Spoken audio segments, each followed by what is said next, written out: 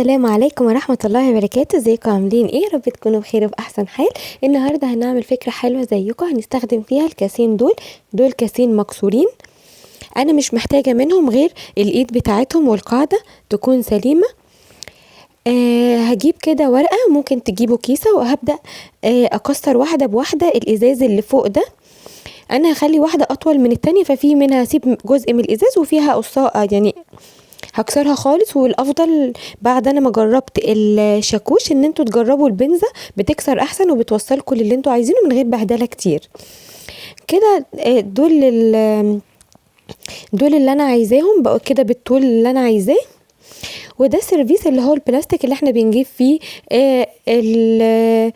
اللحمه والكبده والحاجات بتاعه البيت دي. فلقيت شكله حلو ولقيته على المقاس اللي انا عايزاه، فهستخدمه معاكم. هنا جبت اسمنت ابيض وبدات اضيف ميه شويه بشويه لحد ما اوصل للقوام اللي انا عايزاه. ما ينفعش تضيفوا ميه مره واحده علشان ما يبقاش لا طري زياده عن اللزوم ومليان ميه وتفضلوا بقى ايه تضيفوا في اسمنت والقاعده تبقى كبيره قوي. احنا عايزينها معقوله. فهنا بعد ما وصلت للقوام اللي انا عايزاه، انا عايزه القوام يبقى كريمي كده، وببدا اخبطها كده علشان لو في اي هوا جوه يطلع، فالشكل في النهايه يبقى معايا حلو. وانا عاملاهم طولين، واحده اطول من التانية، علشان كده في واحده سبت فيها شويه من الازاز اللي هو بتاع الكاس من فوق يعني.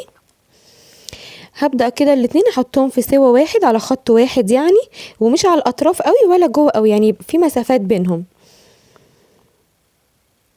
بظبطهم، انا بحركها علشان اساوي الاسمنت.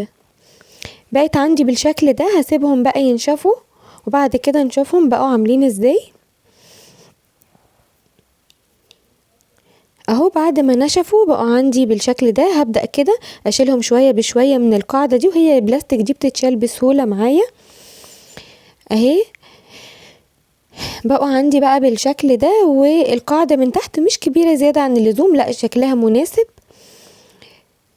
والشكل بتاع السيرفيس كان حلو قوي، فطلع حلو جدا، بس الاطراف بتاعتها حادة شوية مكان ما نشفت من الاسمنت. هجيب صنفرة ناعمة، دي صنفرة ناعمة، وهبدأ كده اصنفرها. الاسمنت بيتصنفر معانا بسهولة. وهنا ممكن تستخدموا الاسمنت الابيض او الاسمنت الاسود، بس الجبس لا، لان الجبس بيتكسر ومش بيكون حلو ابدا. ببدأ بقى اصنفرها كلها، وهصنفرها من فوق كمان علشان تكون ناعمة ويبقى شكلها حلو. اتمنى اللي وصل معايا للجزء ده يضغط لايك. بنمسكها كويس ونبدأ نصنفرها، وهي بصراحة بيتصنفر بكل سهولة وبيبقى شكله ناعم وحلو قوي. هنا استخدموا صنفرة ناعمة، ما تستخدموش صنفرة خشنة عشان ما تجرحوش الديكور بتاعكم.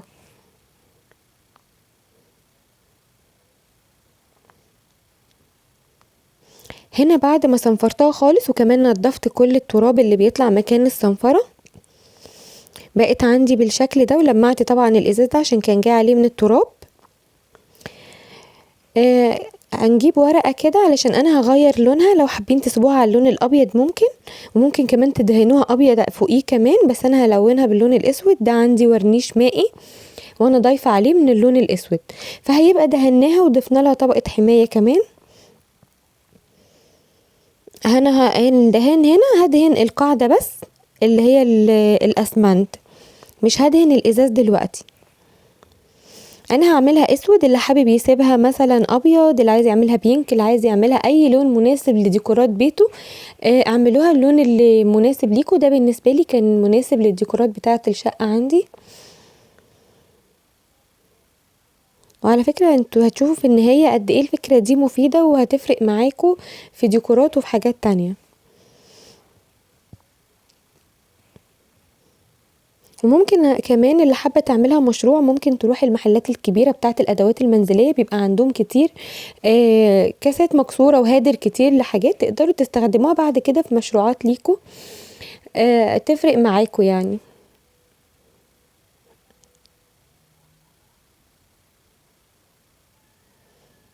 انا كده بدهنها بالاسفنجة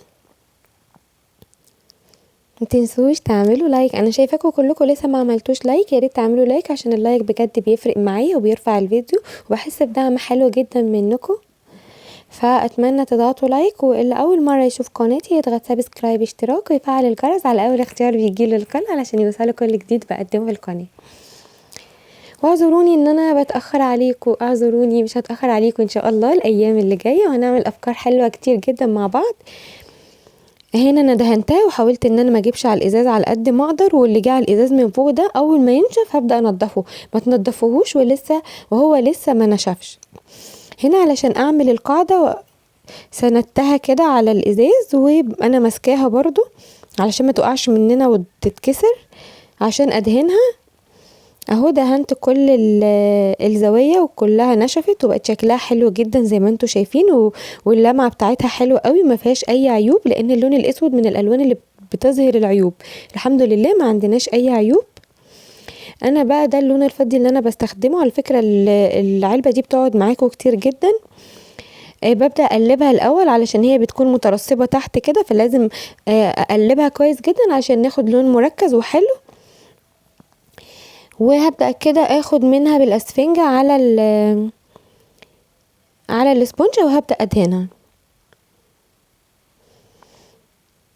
وهنا انا بستخدم اسبونجة مش فرشة عشان دي بتحتاج ان احنا ننضفه بالتربنتينة والحاجات اللي بنستخدمها يعني للاكيه. فانا هنا بستخدم اسبونجة وانا لابسه جوانتي وفي الاخر برميها وخلاص. بس بدهنها وببدأ ادهن العمود ده بالراحة عشان برضو ما نخرجش بره لون كتير على الاسود. انا طلع زي ما انتم شايفين كده جزء عشان الاسفنجة اللي كانت معايا، بس هوريكم كل ده هيتداوى دلوقتي ويبقى تمام. اهو هنا بعد ما خلصتهم ونشفت، لازم اللون يكون نشف معاكم عشان تقدروا تتحكموا فيها. جبت فرشة صغننة وخدت من الورنيش المائي وببدأ كده بالراحة احدد الدايرة، وبعد كده ادهن حواليها اي لون فضي نزل عليها، وبتنضف وبتبقى جميلة زي ما انتوا شايفين، ولمعة حلوة قوي وشكله ديكور حلو قوي وشيك، وما كلفناش حاجة ونقدر نستخدمه زي ما انتوا شفتوا في الاول كده. وممكن تستخدموه بالشمع الطبيعي.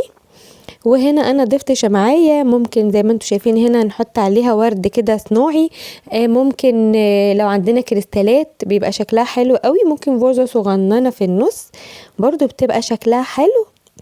ممكن نستخدمها للاكسسوارز كده في اوضه النوم، نحط عليها الاكسسوارات بتاعتنا برضو هتبقى جميلة. ممكن نستخدمها ونحط يعني اي ديكور حلو انتوا بتحبوه تقدروا تستخدموه، هيبقى شكله حلو جدا وما كلفتكوش اي حاجة، بسيطة، تكلفة كلها بسيطة جدا. اتمنى الديكور بتاعي النهارده يكون عجبكم، وما تنسوش تسيبولي كومنت حلو زيكم تقولوا لي رايكم في الديكور ده وفي الشمعدان القمر اللي احنا عملناه. وتقدروا تعملوا